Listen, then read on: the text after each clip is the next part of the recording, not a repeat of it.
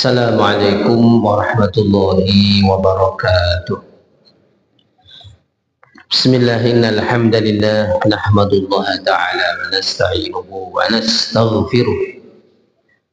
Wa na'udzu billahi min syururi anfusina wa min sayyiati a'malina.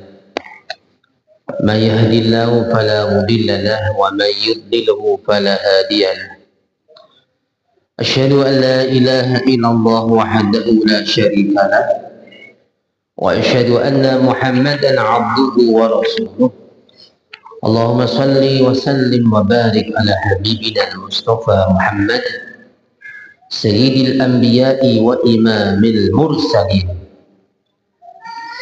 أشهد أن لا إله إلا الله وحده لا شريك له وأشهد أن محمدا عبده ورسوله اللهم صل وسلم على نبينا محمد وعلى آله وصحابته ومن تبعهم بإحسان إلى يوم الدين ربنا افتح بيننا وبين قومنا بالحق وأنت خير الفاتحين ربنا لا تزغ قلوبنا بعد إذ هديتنا وهب لنا من لدنك رحمة إنك أنت الوهاب أما بعد. Ma'asyiral muslimin rahimakumullah, insyaallah di malam hari ini kita akan memulai kajian tafsir surat Al-Ankabut. Surat ini sekalian disebut Al-Ankabut yang artinya adalah nama Pak Ankabut, laba-laba. Penamaan ini sekalian terkait tentang kepercayaan orang-orang kafir Quraisy yang mana mereka menjadikan sesembahan mereka dengan menjadikan patung, arca, menjadikan selain Allah sebagai Tuhan yang disembah.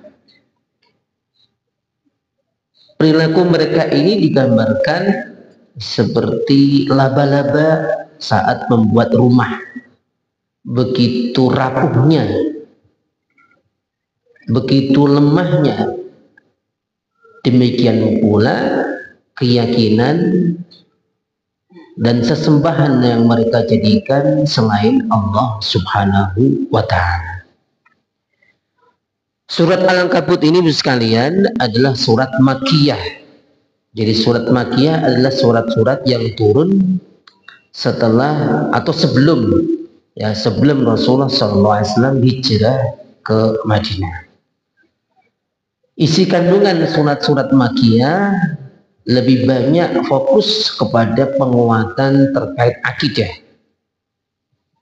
keimanan kepada Allah, keimanan kepada hari akhirat, keimanan kepada Al-Quran, keimanan kepada kenabian Rasulullah SAW.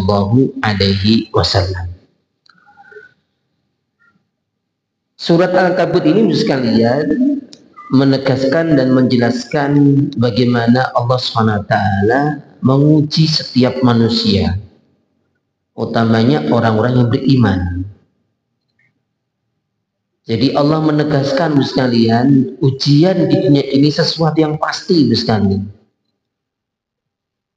Seorang mukmin itu pasti diuji oleh Allah SWT. Tidak ada pengecualian. Maka dalam hadis dikatakan asyaddan nasi bala'an atau asyaddan nasi bala'an al-anbiya'u thumma alladhina yalinahum thumma alladhina yalinahum. Jadi orang yang paling besar ujiannya, paling dahsyat ujiannya sekalian adalah para nabi, orang-orang soleh, kemudian orang-orang yang berikutnya sesuai dengan keimanan masing-masing. Nah, Bapak sekalian dirahmati Allah SWT, sebagaimana tradisi para ahli tafsir Bapak sekalian, ya, mengaitkan antara surat Al-Ankabut dengan surat Al-Qasas yang disebut dengan munasabah. Jadi munasabah adalah keterkaitan antar surat atau antar ayat. Maka ada namanya ilmul munasabat. Jadi seorang ahli tafsir sekalian harus tahu apa kaitannya surat antar surat atau antar ayat. Karena tujuannya adalah untuk menemukan keterkaitan antar surat dan antar ayat. Karenanya Al-Quran itu satu kesatuan, ibaratnya seperti tasbih yang kita pegang sekalian, saling terikat antara satu dengan lainnya.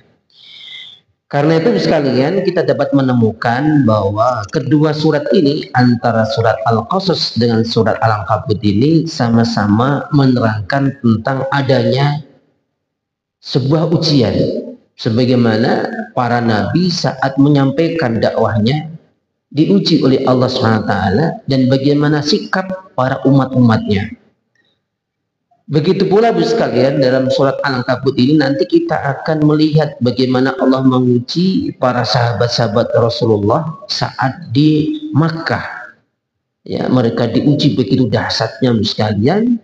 Ya, sebagaimana Ammar bin Yasir, ya, bapak ibunya juga diuji oleh Allah SWT dan terbunuh dalam mempertahankan keimanannya.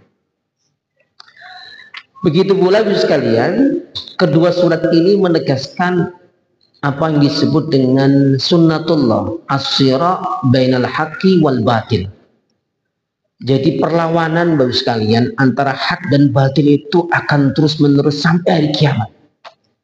Jadi Bapak Ibu jangan pernah bermimpi ya dunia ini akan baik-baik saja. Ya, apalagi orang beriman akan baik-baik saja. Tidak sekali. Selama orang mukmin menegakkan agamanya, selama itu pula dipastikan ada orang yang tidak suka. Selama kita menebarkan kebenaran, ya, di situ pula ada orang yang menentang kebenaran. Itu sudah Allah jadikan sebagai ketentuan kehidupan di dunia ini. Maka tidak heran sekalian saat kita membaca misalkan surat Al-Mulk sekalian. Alladzi khalaqal mauta wal hayata liyabluwakum ayyukum ahsanu amalan. Ya, jadi harus kita sadari sekalian, dialah Allah SWT yang menciptakan kehidupan dan kematian ini. Ya, tujuannya adalah liyabluwakum ayyukum ahsanu amalan. Allah menguji kalian mana di antara kalian yang paling ikhlas. Ahsan di sini yang artinya adalah lebih baik di antara. Mana yang lebih baik di antara kalian?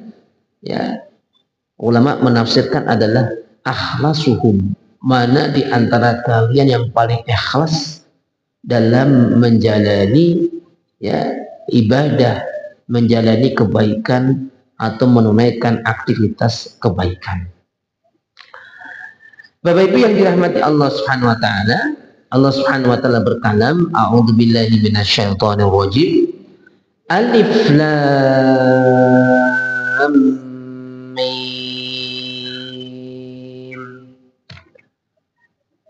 Ini yang disebut dengan huruf muqatta'ah.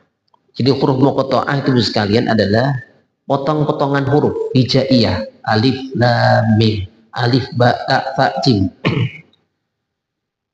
Biasanya Ibu sekalian, surat-surat yang dimulai dengan huruf muqatta'ah, alif lam mim, shad, yasin, hamim dan lain sebagainya, biasanya adalah diikuti terkait tentang penjelasan Al-Qur'an.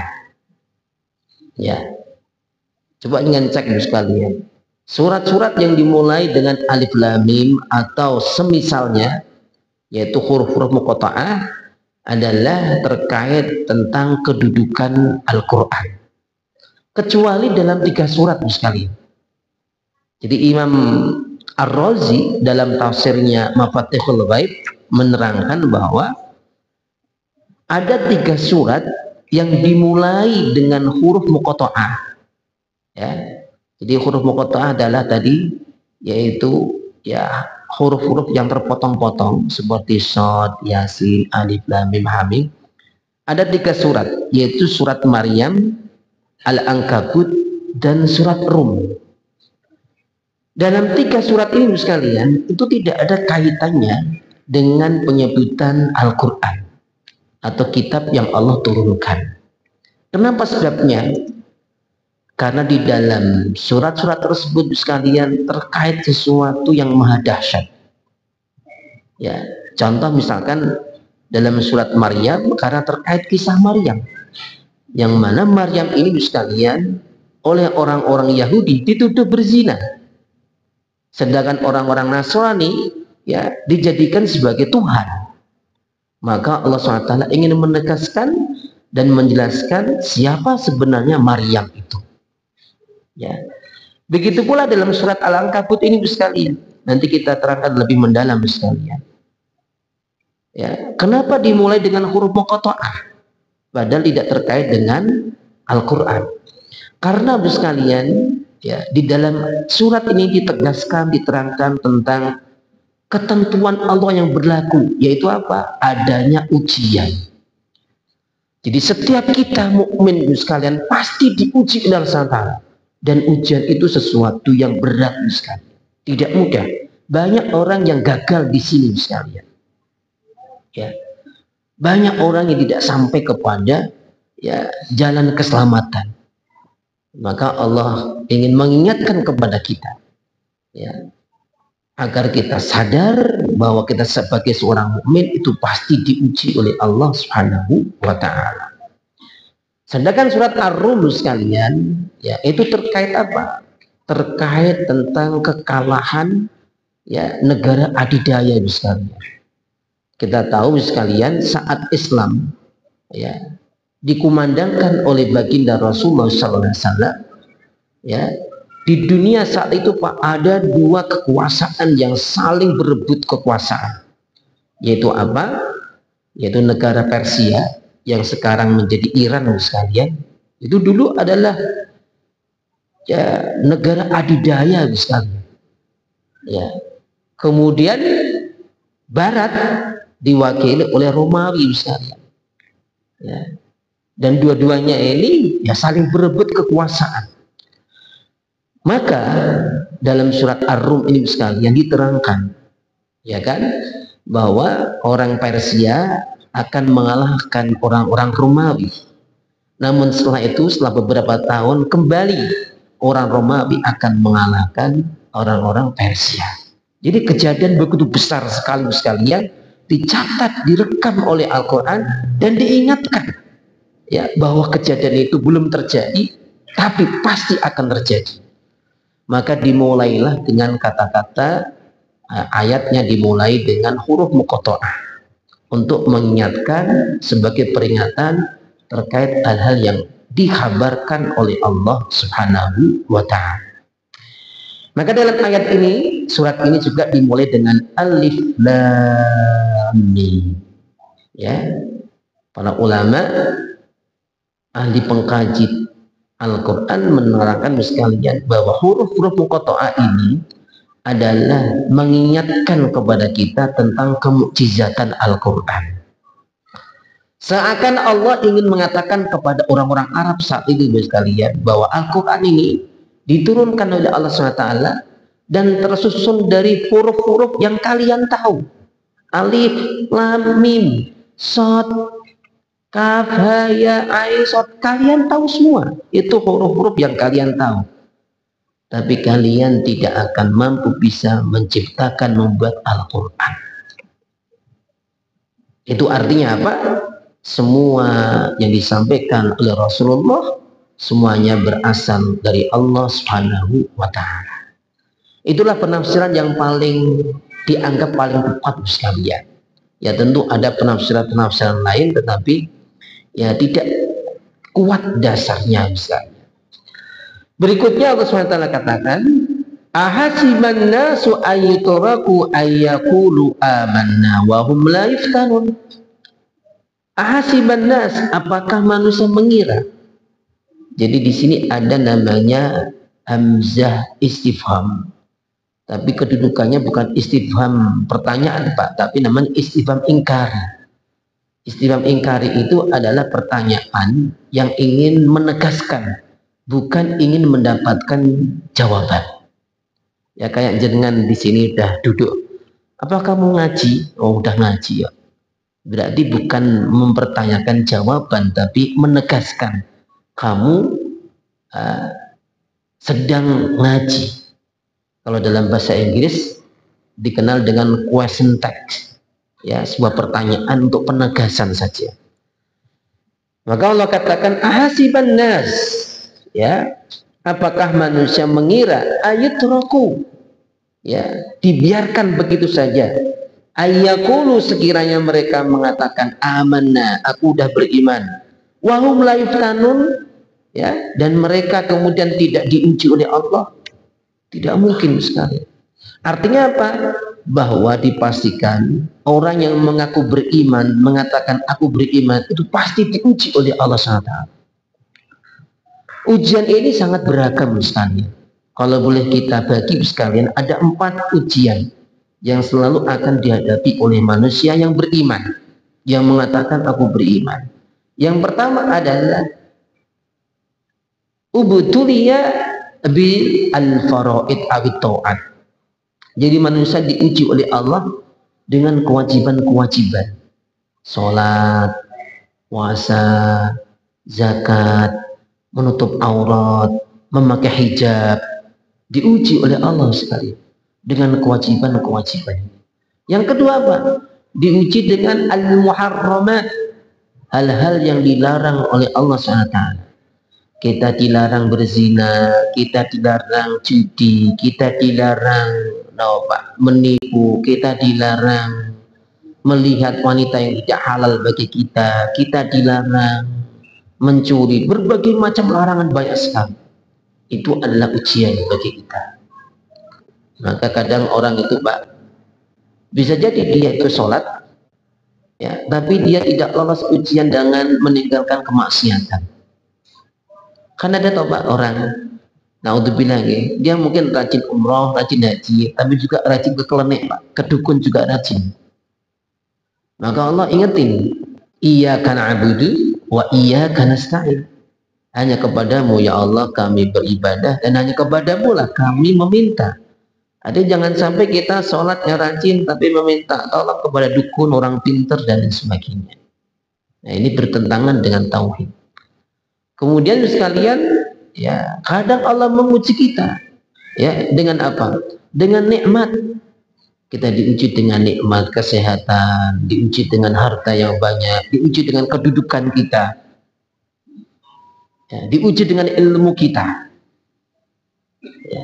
Semua orang sekalian tidak akan lepas dari ujian-ujian ini sekalian. Nah, kadang kita jatuh kepada kesombongan, jatuh kepada al-ghurur. Ghurur itu ya tertipu dengan dirinya. Dia merasa sudah baik, dia merasa paling alim, dia merasa paling hebat, dia macam-macam.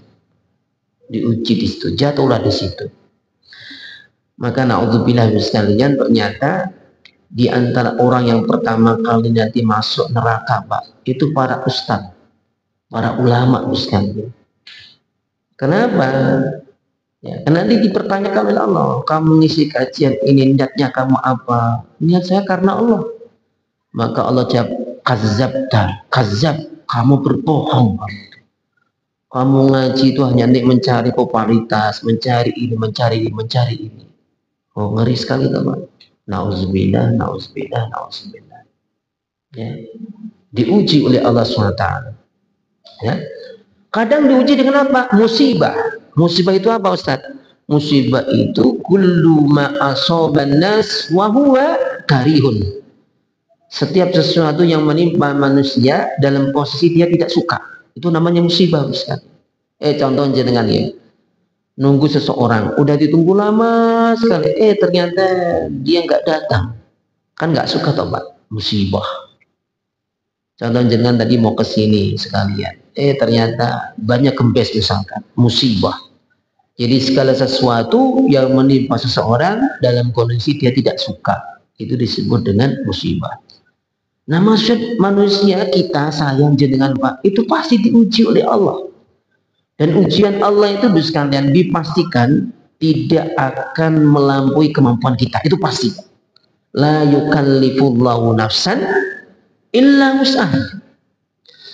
Jadi kita harus sadar Pak, saat kita diuji oleh Allah itu dipastikan ujian Allah itu tidak akan melampaui batas kemampuan kita. Tinggal kita sadar diuji apa enggak, tinggal kita sabar atau tidak. Nah itu sekali. Kan kadang kita ngeluh, ya Allah ini ujian kok bertubi-tubi ya Allah, aku enggak mungkin sekali. Allah itu tidak akan berbuat zalim kepada hambanya, tapi hambanya sendiri yang kadang tidak paham terkait proses bagaimana Allah ingin membersihkan dirinya, bagaimana Allah akan mengangkat derajatnya. Kan seseorang diuji oleh Allah sekalian, itu ada tipe-tipenya sekalian. Jika dia memang ahli maksiat, diuji oleh Allah dan dia orang mukmin, itu pada dasarnya adalah untuk menghilangkan dosa-dosanya sekalian. Jika dia orang mukmin diuji oleh Allah, padahal dia orang baik, bisa jadi sekalian itu adalah untuk mengangkat derajatnya. Tapi jika dia orang kafir sekalian, itu adalah merupakan azab yang Allah berikan kepada mereka. Maka misalkan sekalian, saat tsunami, saat terjadi gempa, itu kan yang tertimpa siapapun bisa tertimpa sekalian. Ya, orang mukmin bisa tertimpa, orang fasik bisa tertimpa, orang kafir pun bisa tertimpa. Tetapi ibu sekalian, saat mereka kembali kepada Allah, tentu kedudukannya berbeda-beda, ya sesuai dengan amalnya masing-masing. Maka kenapa ibu sekalian ayat ini turun itu untuk menguatkan kondisi keimanan para sahabat saat itu. Ya, kita tahu misalkan Bilal bin Rabah, Ammar bin Yasir, mereka diuji oleh Allah SWT terkait keimanan mereka misalnya, ya kan? Dan mereka tetap bertahan. Maka kenapa sekalian, orang itu akan terlihat keimanannya saat diuji oleh Allah. Kalau dalam kondisi aman, nyaman, kata niki Pak, biasa-biasa aja, ya semua orang bisa melewatinya Pak. Maka kadang kita diuji Pak, pertemanan pun diuji Pak. Mana sahabat kita yang benar tuh siapa? Saat tetap bersama kita, saat kita melalui ujian-ujian berat, akan terlihat mana teman yang benar, mana teman yang mencari kepentingan. Itu akan terlihat Ustaz. Maka tidak heran saat jenengan itu dapat nikmat apa, banyak orang akan datang Ustaz, mengaku-ngaku teman jenengan. Coba jangan saat diuji oleh Allah, kena musibah, kena apa itu, hanya beberapa orang yang bertahan tetap menjadi teman setia kita. Maka kenapa sekalian tidak heran Pak, emas itu Pak, ya itu kan diolah begitu luar biasanya Pak. Mau jadi sesuatu yang baik pun dibakar Pak, dibakar sekalian. Ya. Begitu pula manusia sekalian, ya, akan terlihat ya keotentikannya, keasliannya itu saat dia diuji. Maka para sahabat sekalian itu adalah orang-orang sudah teruji sekalian. Berapa banyak di antara mereka yang kemudian munafik? Bapak Ibu masih ingat ya kisahnya saat Rasulullah SAW ya melakukan perang Uhud. Ya, kurang lebih ada 300 orang sekalian yang mereka mengaku beriman. Artinya apa? Beriman di depan Rasulullah itu artinya sahabat. Definisinya seperti itu. Namun ternyata mereka ini orang-orang munafik sekalian. Ya, terlihatnya saat apa? Saat terjadi peperangan Uhud. Mereka berbalik ya dipimpin oleh Abdullah bin Ubay bin Salim. Maka benar sekalian ya orang itu akan terlihat keasliannya saat ia mengalami ujian. Sama halnya sekalian jenengan yang sebagai pembisnis sekalian, jenengan tidak akan menjadi pembisnis yang ulung sebelum jenengan diuji ditipu orang. Ya. Saya itu beberapa punya kenalan Pak, teman-teman pembisnis Pak. Saya tanya, apa jenengan pernah ditipu orang? Oh, sudah nggak terhitung Ustaz, ditipu orang berapa miliar biasa itu Ustaz itu. Ya memang seperti itu sekalian. Ya. Setiap orang itu pasti akan diuji sesuai dengan makomnya, kedudukannya masing-masing. Nah, Bapak Ibu yang dirahmati Allah Subhanahu wa taala, seorang mukmin sekalian tentunya dengan keimanannya dia harus bisa bersabar. Maka kenapa Rasulullah mengatakan sekalian, hadis riwayat Tirmizi, ajaban li amril mukmin, sungguh unik ya sikap orang mukmin itu unik sekali. Bagaimana keunikannya sekalian? In asobahu syarrun sobar fakana khairun lahu. Kalau dia ditimpa sesuatu yang buruk sekalian, dia tetap bisa bersabar. Ya, bersabar itu bukan berarti tanpa sedih loh Pak. Bisa jadi dia bersedih, tapi tetap dia tahammal. Ya tahammal itu dia bisa menerimanya dengan lapang dada. Ini sudah ketentuan Allah Subhanahu wa taala. Maka saat Rasulullah SAW diuji oleh Allah, dua-dua putranya meninggal sekali. Ya, atau bahkan tiga putranya itu meninggal. Rasul kan punya putra 7 ya. Punya anak 7. Yang 3 putra, yang 4 itu putri. Yang laki-laki semua meninggal sekalian. Saat Ibrahim meninggal, ya hasil daripada putri istrinya Maryam Al-Qibtiyah meninggal, itu Rasulullah meneteskan air mata sekalian. Para sahabat ketika ngelihat itu Pak merasa heran. Mungkin bahasa kita, masuk Nabi kok yo sedih juga. Rasulullah tahu, maka Rasulullah mengatakan, fa innal qalba la tahzan wal aina la tadma wa la aqulu illa ma radiyallah. Sesungguhnya hati boleh bersedih. Ya, saat kena musibah kita boleh bersedih. Ya kan? Air mata pun keluar tidak mengapa, tapi yang penting lisan kita tidak mengatakan sesuatu kecuali yang Allah ridhoi. Inna lillahi wa inna ilaihi raji'un. Maka kenapa sekalian konsep orang mukmin saat ya menerima sesuatu yang tidak menyenangkan, apa kata Rasulullah? Wa in asobahu, ya sekiranya ia tertimpa sesuatu, ya fala taqul lau, jangan pernah kamu mengatakan aduh seandainya. Ya kan Pak? Kenapa kata Rasulullah? Fa inna lau taftahu abwab syayatin. Atau kama qala Rasulullah SAW. Jadi kata lau, seandainya, jikalau, sakjane, semua ini kata-kata ini akan membuka pintu-pintu setan sekalian. Akhirnya apa? Kita tidak dapat menerima takdir Allah. Akhirnya apa? Kita protes, kita menyalahkan orang lain, atau bahkan menyalahkan Allah SWT. Maka tidak boleh mengatakan aduh seandainya. Terus apa yang kita lakukan? Walakin qul qaddarallah wa ma syaa fa'al. Jadi kalau kita mendapatkan sesuatu nggak sesuai dengan harapan kita Pak, Kita diajari oleh Rasulullah untuk mengatakan qaddarallah wa ma syaa fa'al. Qaddarallah, ya, sudah menjadi ketentuan Allah, dan apa yang terjadi adalah merupakan, ya, apa yang Allah inginkan. Qaddarallah wa ma syaa fa'al. Ya sudah, kita terima.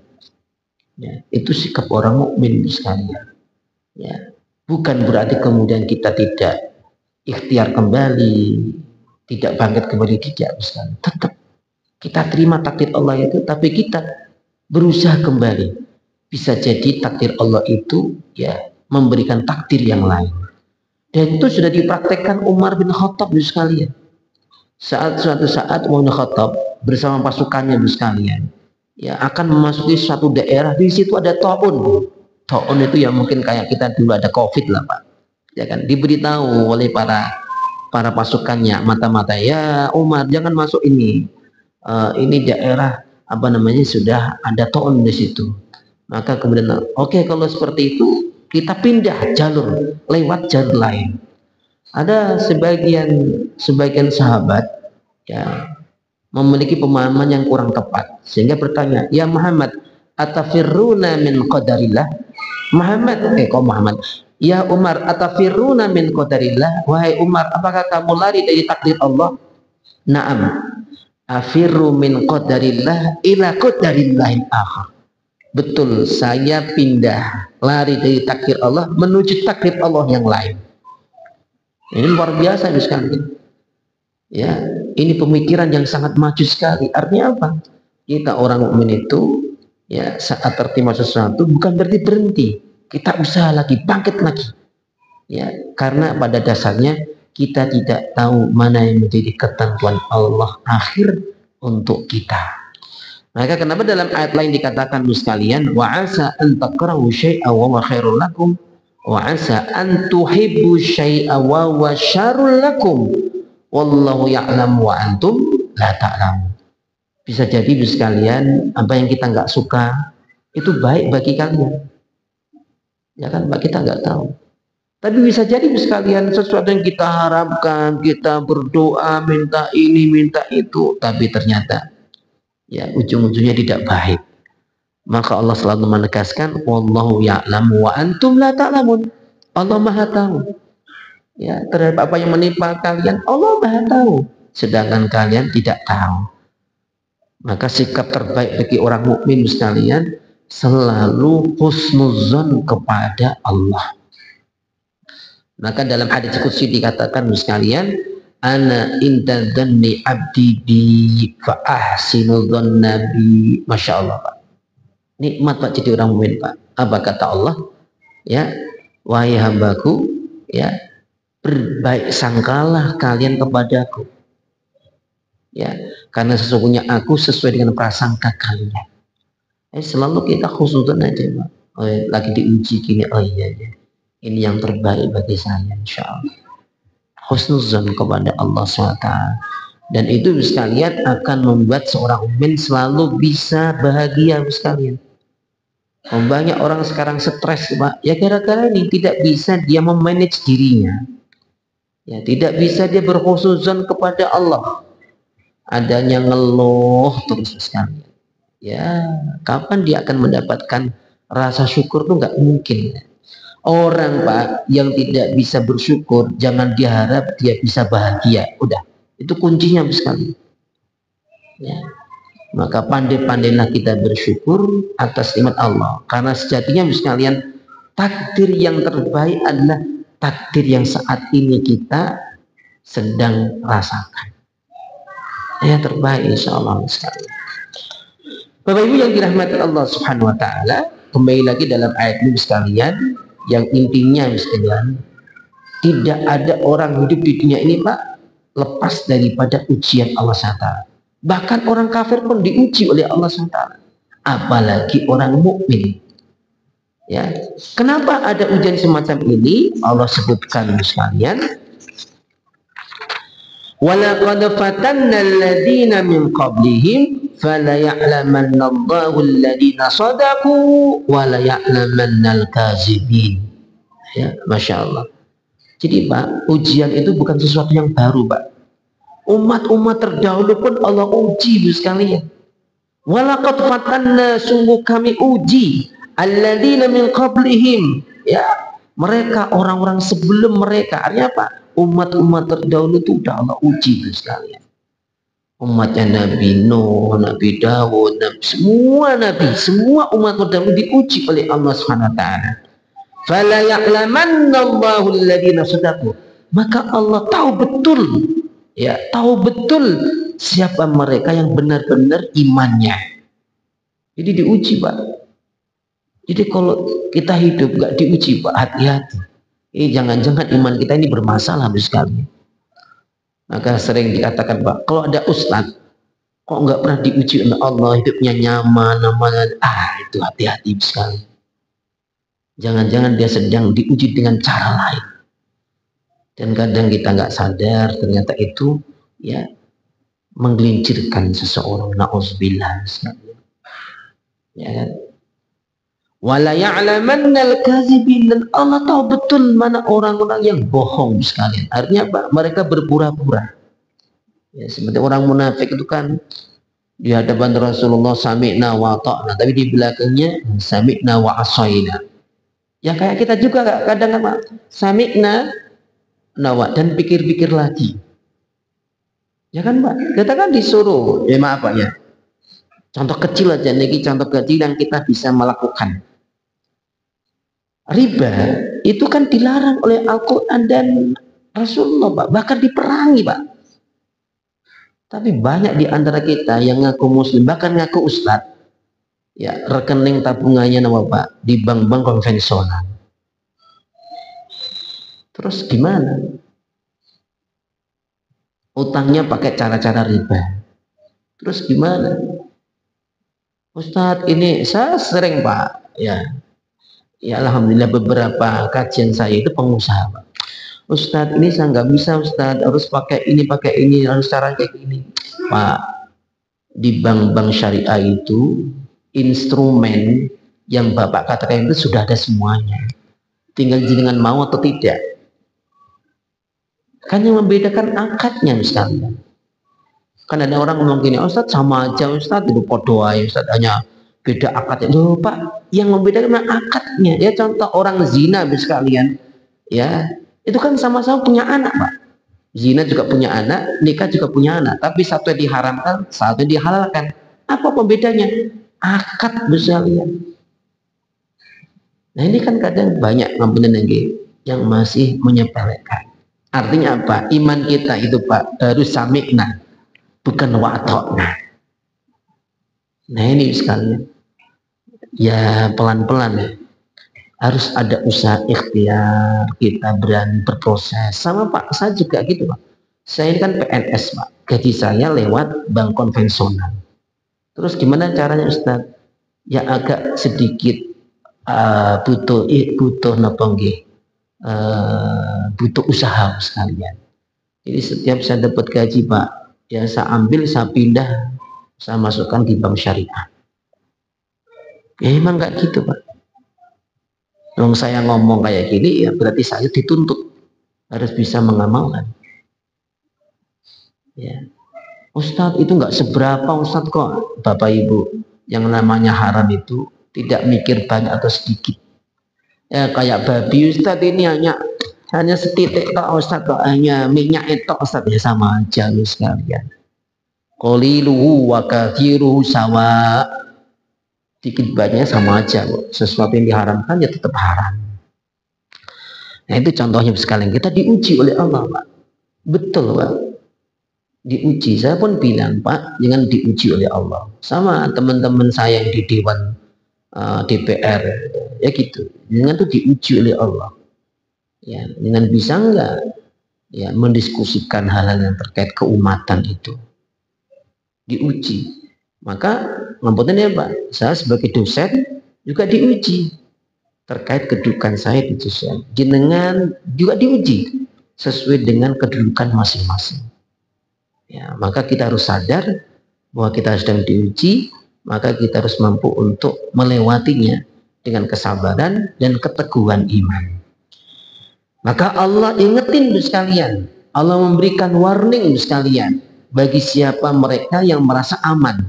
Allah katakan, am hasibal ladina ya'maluna sayyiati ayasbikuna sa'a ma yahkumun.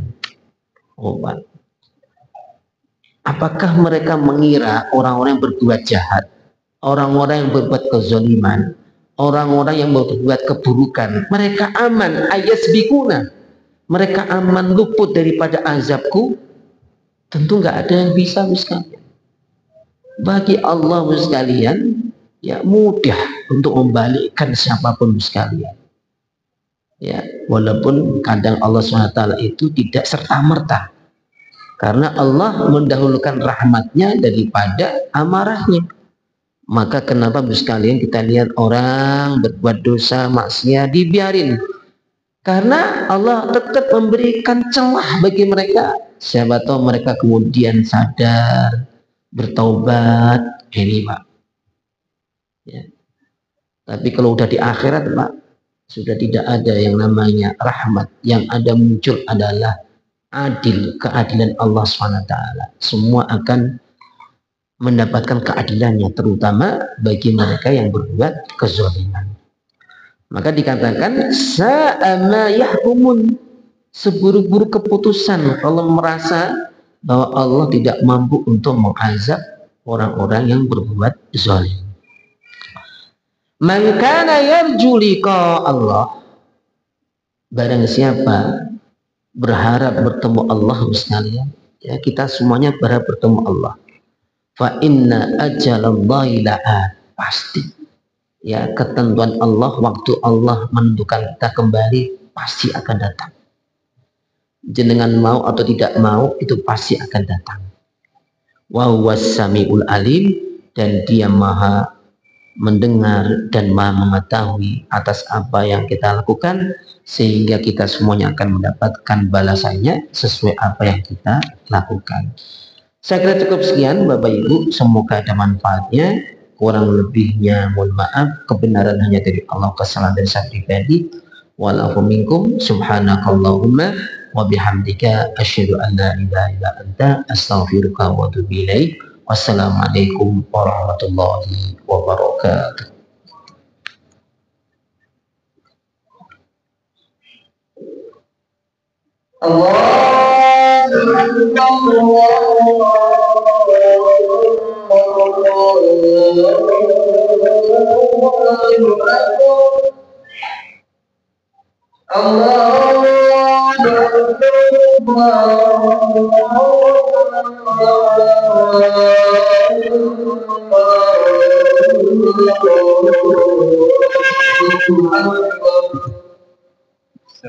Salam tergantung.